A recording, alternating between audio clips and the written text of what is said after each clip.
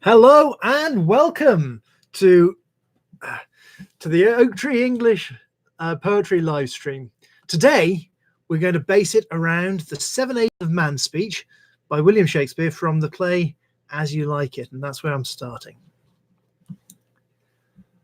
All the world's a stage, and all the men and women merely players. They have their exits and their entrances. And one man in his time plays many parts, his acts being 7 ages.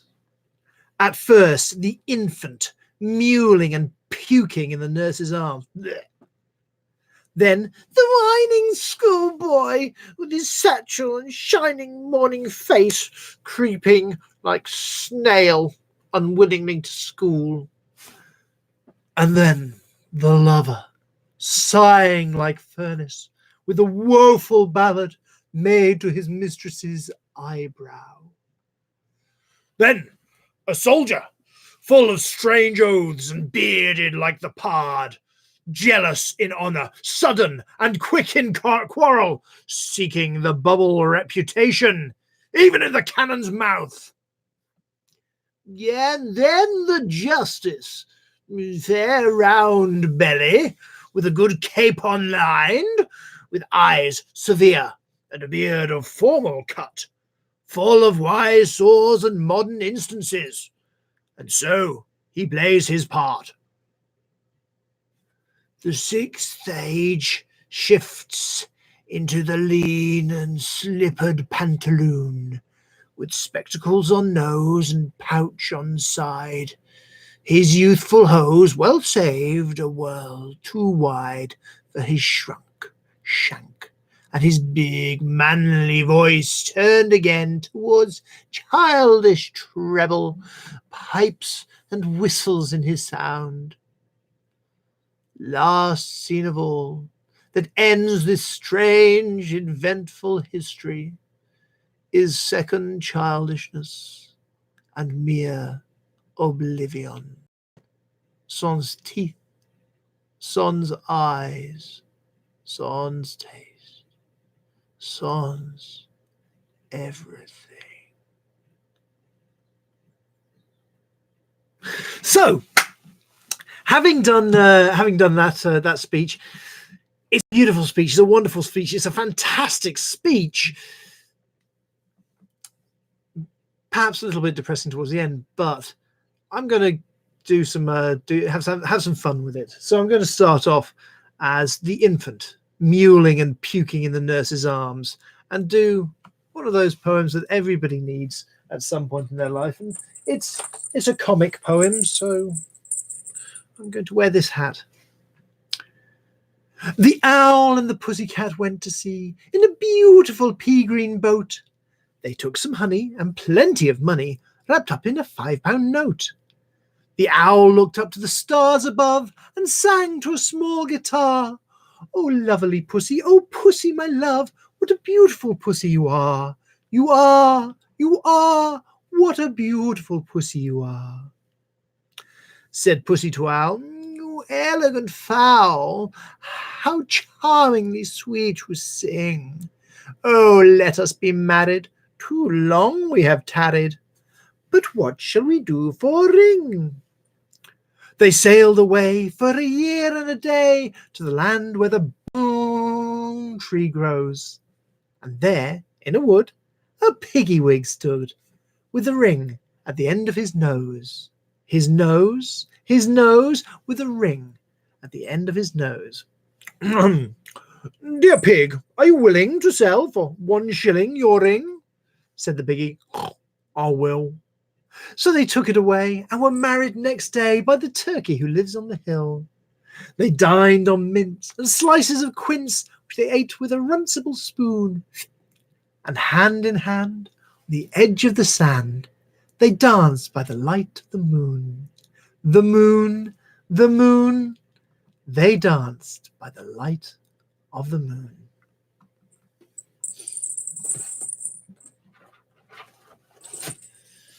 The last person who commented on any of my videos was a chap called James. I would like to say thank you very much, James, or possibly Jim.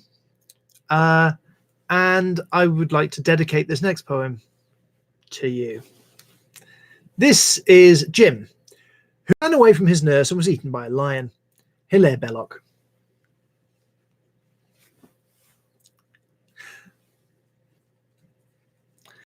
There was a boy whose name was Jim. His friends were very good to him. They gave him tea and cakes and jam and slices of delicious ham and chocolate with pink inside and little tricycles to ride, and read him stories through and through, and even took him to the zoo. But there it was, the dreadful fate befell him, which I now relate. You know, or at least you ought to know, for I have often told you so, that children never are allowed to leave their nurses in a crowd. Now, this was Jim's especial foible. He ran away when he was oible, and on this inauspicious day, he slipped his hand and ran away. He hadn't gone a yard when, bang! With open jaws, a lion sprang and hungrily began to eat the boy, beginning at his feet. Now, just imagine how it feels when first your toes, and then your heels, and then, by gradual degrees, your shins and ankles, calves and knees are slowly eaten bit by bit. No wonder Jim detested it. No wonder that he shouted, "Hi!" The honest keeper heard his cry. Though very fat, he almost ran to help the little gentleman. "Ponto!" he ordered as he came, for Ponto was the lion's name. "Ponto!" he cried with angry frown. "Let go, sir! Down, sir! Put it down!"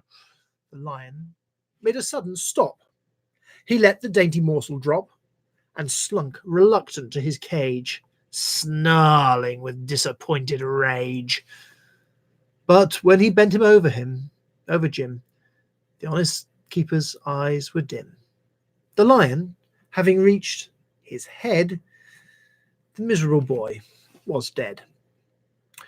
When nurse informed his parents, they were more concerned than I can say. His mother, as she dried her eyes, said, "Well, it gives me no surprise. He would not do as he was told." His father, who was self-controlled, bade all the children round attend to James's miserable end, and always keep a hold of nurse, for fear of finding something worse. Roar! I love this hat. I sometimes wear it on tours of Oxford as a tribute to Aslan and the C.S. Lewis connection. Why not? Yes. I do know that I've got a new subscriber, and that subscriber is a friend called Gideon. This is for you, Gid.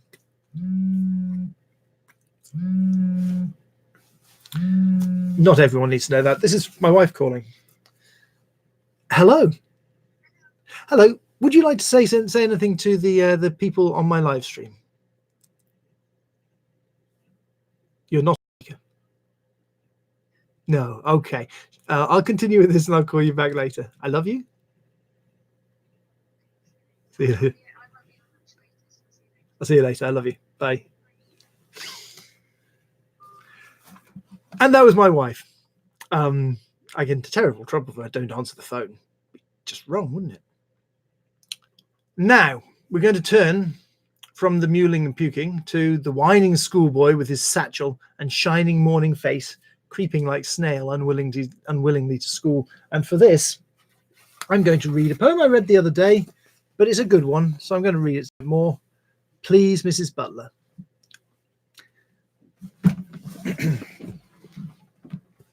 Please, Mrs. Butler, this boy Derek Drew keeps copying my work, miss. What shall I do? Go and sit in the hall, dear. Go and sit in the sink. Take your books on the roof, my lamb. Do whatever you think. Please, Mrs. Butler, this boy Derek Drew keeps taking my rubber, miss. What shall I do? Keep it in your hand, dear. Hide it up your vest. Swallow it, if you like, my love. Do what you think best. Please, Mrs. Butler, this boy Derek Drew keeps calling me rude names, miss. What shall I do? Lock yourself in the cupboard, dear. Run away to sea. Do whatever you can, my flower, but don't ask me.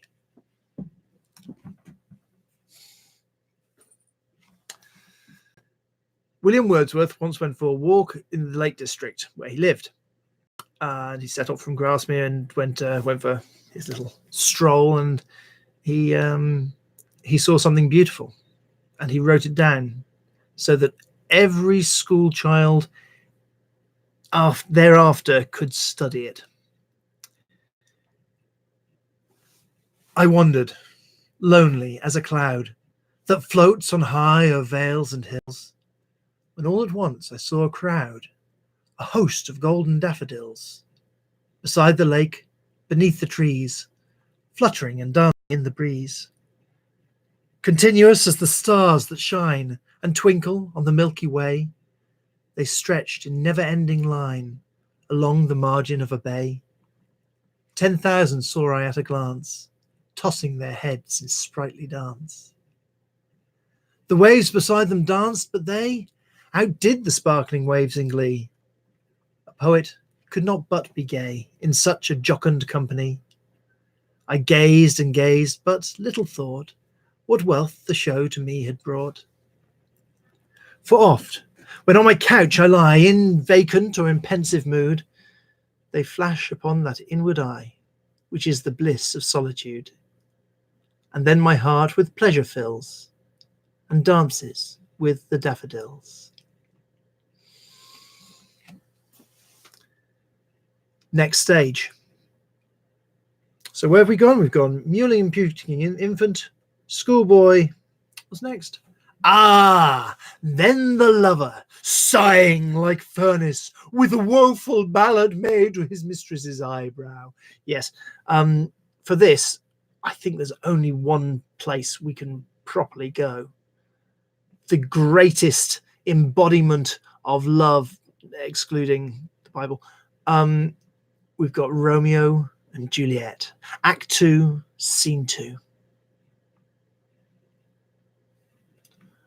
But soft, what light through yonder window breaks? It is the east, and Juliet is the sun.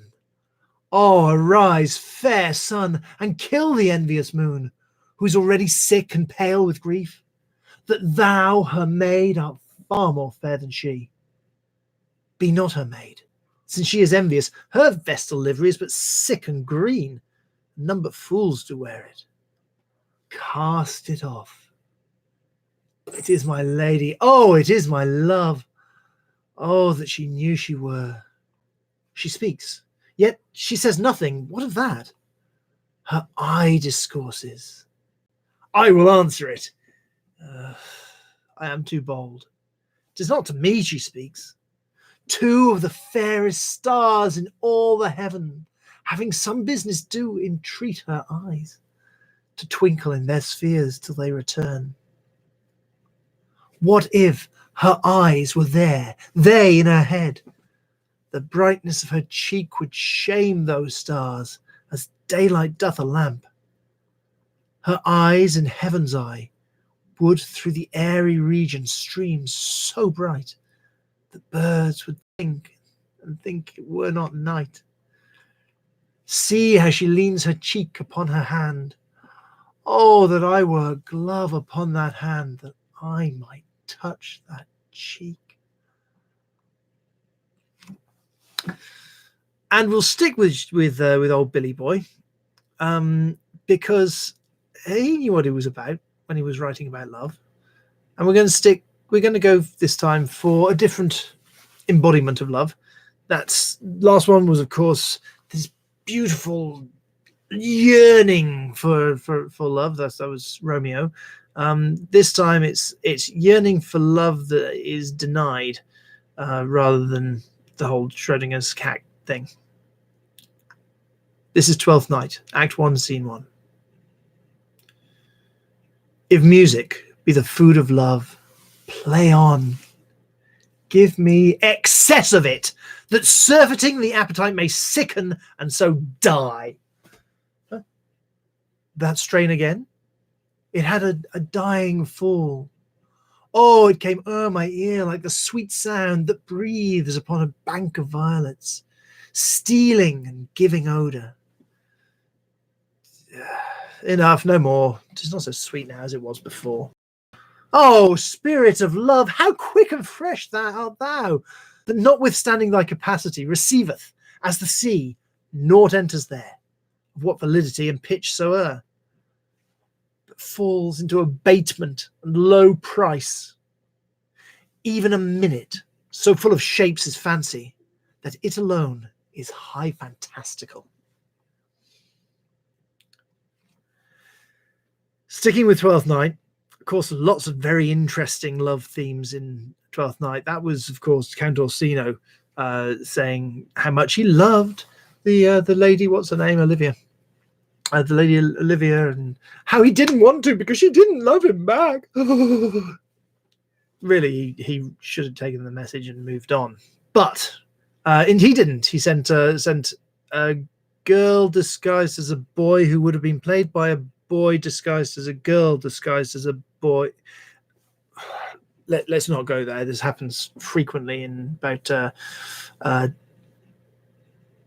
6 or 7 of Shakespeare's plays, and it's an interesting twist. Anyway, Act 1, Scene 4 is where the young lady Viola meets Olivia. Make me a willow cabin at your gate, and call upon my soul within the house. Write loyal cantons of contemned love, and sing them loud, even unto the dead of night. Halloo your name to the reverberate hills, and make the babbling gossip of the air cry out, Olivia! Oh, you should not rest between the elements of air and earth, but you should pity me.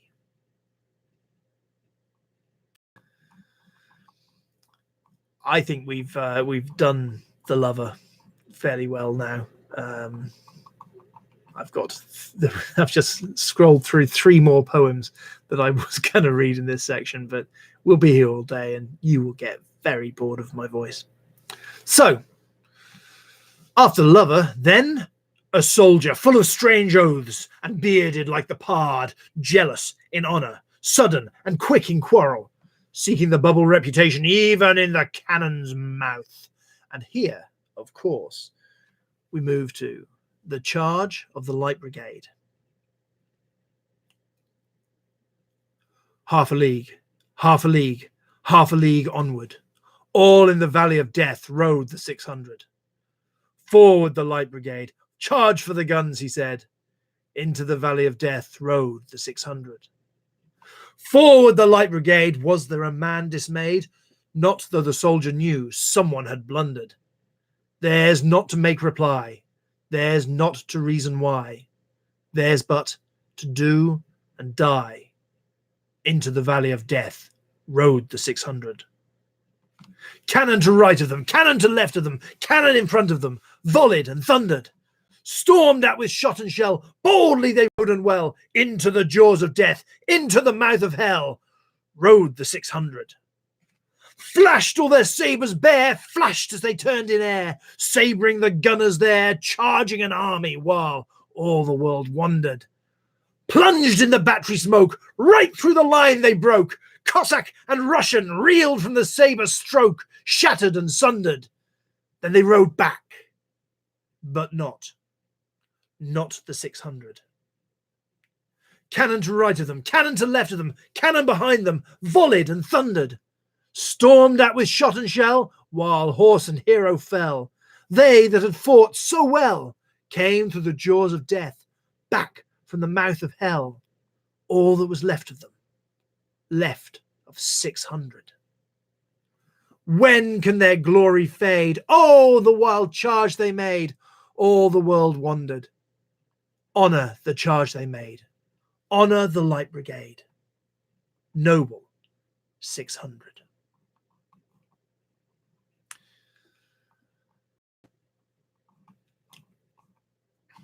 Of course, our land is kept safe by the military, and soon I will be wearing a poppy to commemorate that.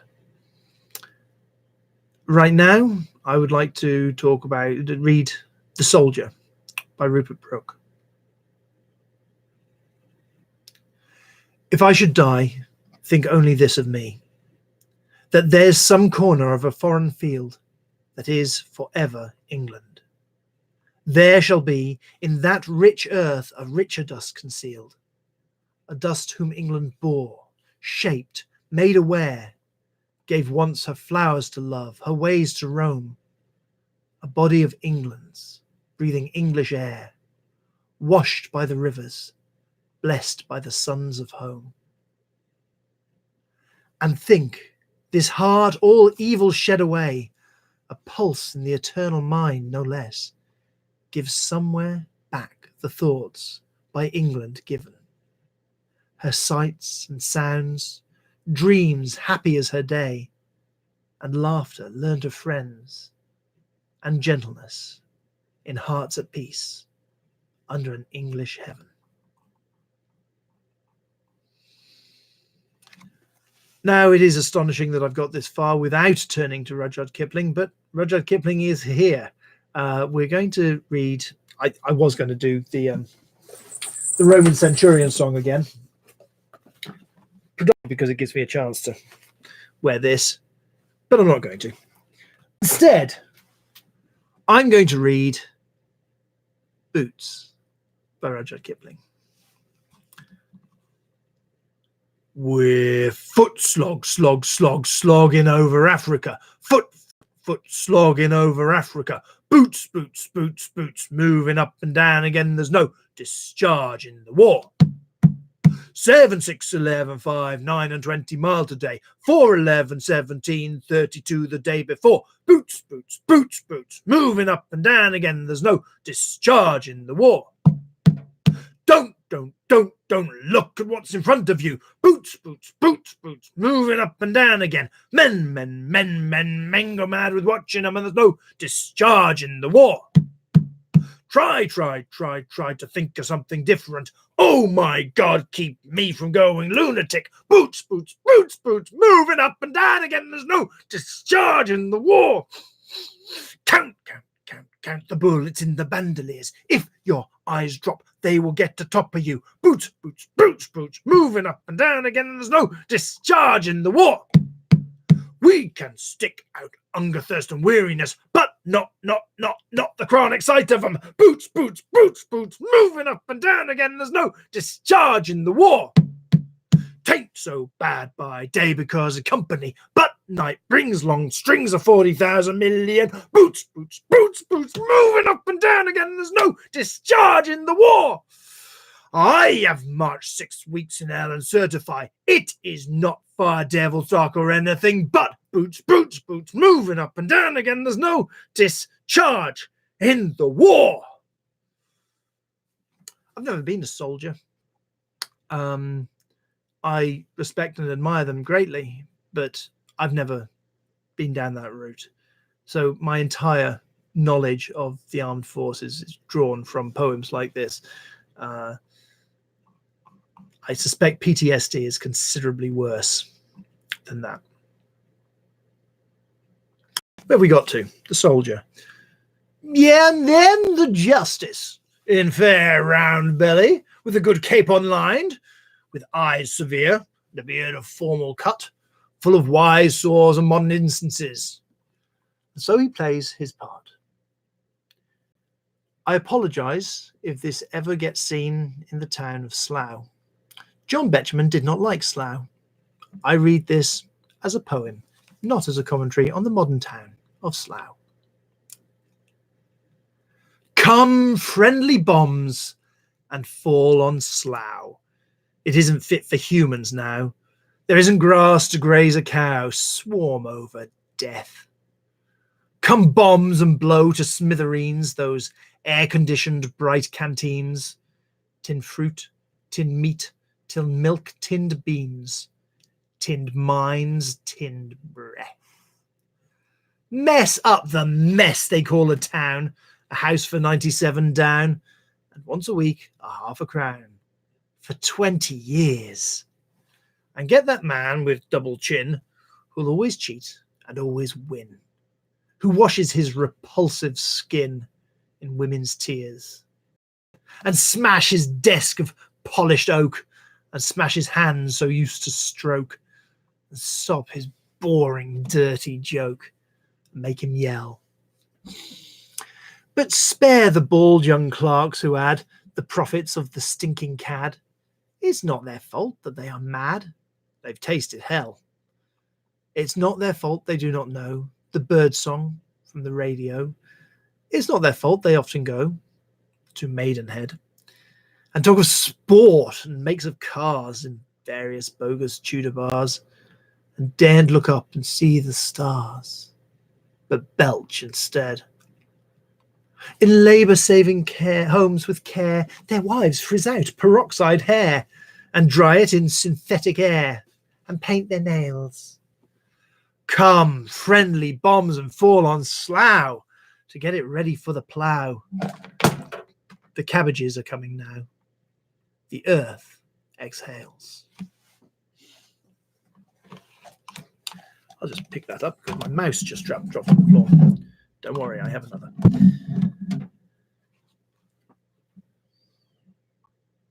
Now, of course, it was these justices that ran the British Empire. So I'm going to do a poem now about the British Empire.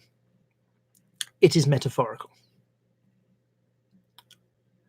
Tiger, tiger, burning bright in the forests of the night, what immortal hand or eye could frame thy fearful symmetry? In what distant deeps or skies burnt the fire of thine eyes? On what wings dare he aspire? What the hand dare seize the fire? And what shoulder and what art could twist the sinews of thy heart?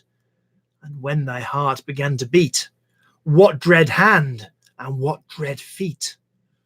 What the hammer, what the chain? In what furnace was thy brain? What the anvil, what dread grasp dare its deadly terrors clasp? When the stars threw down their spears and watered heaven with their tears, did he smile his work to see? Did he who made the lamb make thee? Tiger, tiger, burning bright in the forests of the night, what immortal hand or eye dare frame thy fearful symmetry? I think we can stand another poem in this section. Yesterday I went to a beautiful garden, National Trust garden, absolutely stunning. I won't tell you which one because it gives away my location, but yeah, really, really beautiful. And it made me think. In fact, I walked around and I was reciting this poem to myself. We've got to go back to Kipling, The Glory of the Garden. Our England is a garden that is full of stately views, of borders, beds and shrubberies, and lawns and avenues, with statues on the terraces and peacocks strutting by. But the glory of the garden lies in more than meets the eye. For where the thick laurels grow along the thin red wall, you will find the tool and potting sheds, which are the heart of all. The cold frames and the hot houses, the dung pits and the tanks, the rollers, carts and drain pipes with the barrows and the planks. And there you'll see the gardeners, the men and prentice boys, told off to do as they are bid, and do it without noise. For, except when seeds are planted and we shout to scare the birds, oi! The glory of the garden, it abideth not in words. And some can pot begonias, and some can bud a rose, and some are hardly fit with anything that grows, but they can roll and trim the lawns and sift the sand and loam, for the glory of the garden occupieth all who come. Our England is a garden, and such gardens are not made by singing, "Oh, how beautiful," and sitting in the shade, while better men than we go out and start their working lives at grubbing weeds from gravel paths with broken dinner knives. There's not a pair of legs so thin, there's not a head so thick, there's not a hand so weak and white, nor yet a heart so sick, but it can find some needful job that's crying to be done. For the glory of the garden glorifieth everyone. Then seek your job with thankfulness and work till further orders, if it's only netting strawberries or killing slugs on borders. And when your back stops aching and your hands begin to harden, you will find yourself a partner in the glory of the garden. Oh, Adam was a gardener, and God who made him sees that half a proper gardener's work is done upon his knees. So when your work is finished, you can wash your hands and pray for the glory of the garden, that it may not pass away. And the glory of the garden, it shall never pass away. The sixth age shifts into the lean and slippered pantaloon, with spectacles on nose and pouch on side. His youthful hose well saved a world too wide for his shrunk shank, and his big manly voice turning again towards childish treble, pipes and whistles in his sound. Here we're going to read "You Are Old, Father William." "You are old, Father William," the young man said, "and your hair has become very white, and yet you incessantly stand on your head. Do you think at your age it is right?" "In my youth," Father William replied to his son, "I feared it might injure the brain, but now that I'm perfectly sure I have none, why, I do it again and again." "You are old," said the youth, "as I mentioned before, and have grown most uncommonly fat. Yet you turned a back somersault in at the door. Pray, what is the reason of that?" "In my youth," said the sage, as he shook his grey locks, "I kept all my limbs very supple. By the use of this ointment, 1 shilling the box. Allow me to sell you a couple." "You are old," said the youth, "and your jaws are too weak for anything tougher than suet. Yet you finished the goose with the bones and the beak. Pray, how did you manage to do it?" "In my youth," said his father, "I took to the law and argued each case with my wife, and the muscular strength which it gave to my jaw has lasted the rest of my life." "You are old," said the youth. "One would hardly suppose that your eye was as steady as ever, yet you balance an eel on the end of your nose. What made you so awfully clever?" "I have answered 3 questions, and that is enough," said his father. "Don't give yourself airs. Do you think I can listen all day to such stuff? Be off, or I'll kick you downstairs."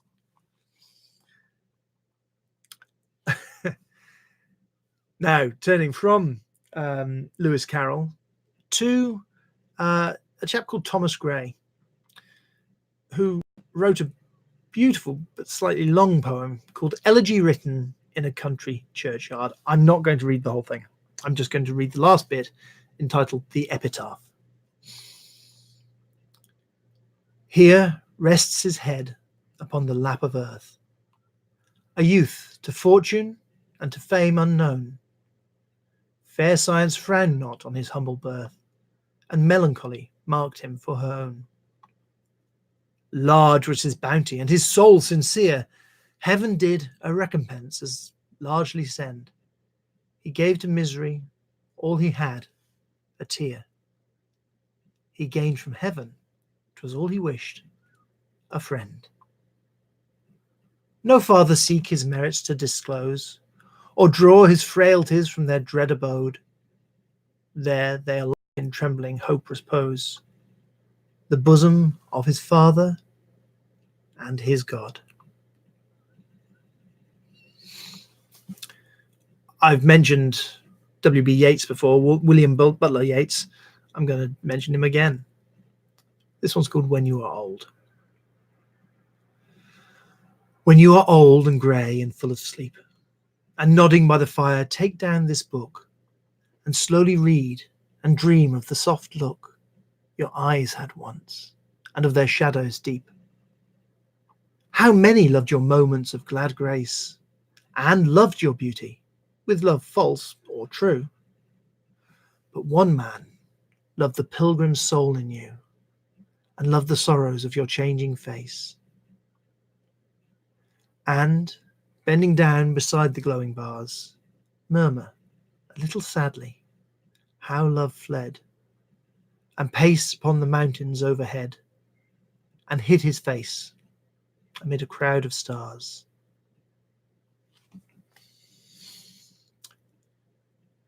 Last scene of all, that ends this strange eventful history, is second childishness and mere oblivion.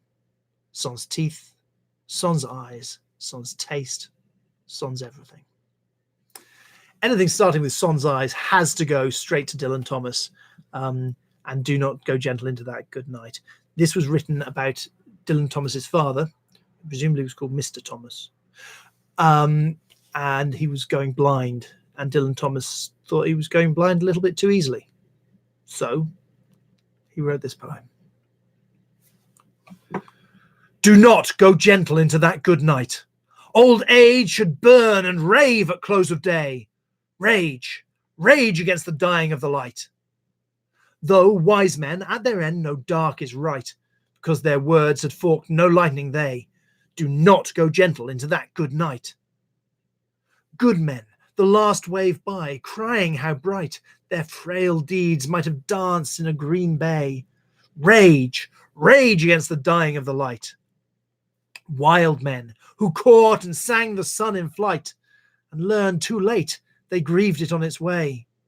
Do not go gentle into that good night. Grave men near death, who see with blinding sight, blind eyes could blaze like meteors and be gay. Rage, rage against the dying of the light. And you, my father, there on the sad height, curse, bless me now with your fierce tears, I pray. Do not go gentle into that good night. Rage, rage against the dying of the light.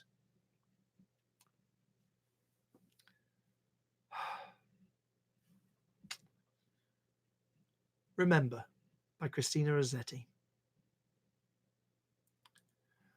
Remember me when I am gone away, gone far away into the silent land, where you can no more hold me by the hand, nor I half turn to go, yet turning stay. Remember me when no more day by day you tell me of our future that you planned. Only remember me.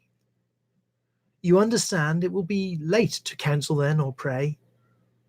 Yet, if you should forget me for a while, and afterwards remember, do not grieve. For if the darkness and corruption leave a vestige of the thoughts that once I had, better by far you should forget and smile, that you should remember and be sad.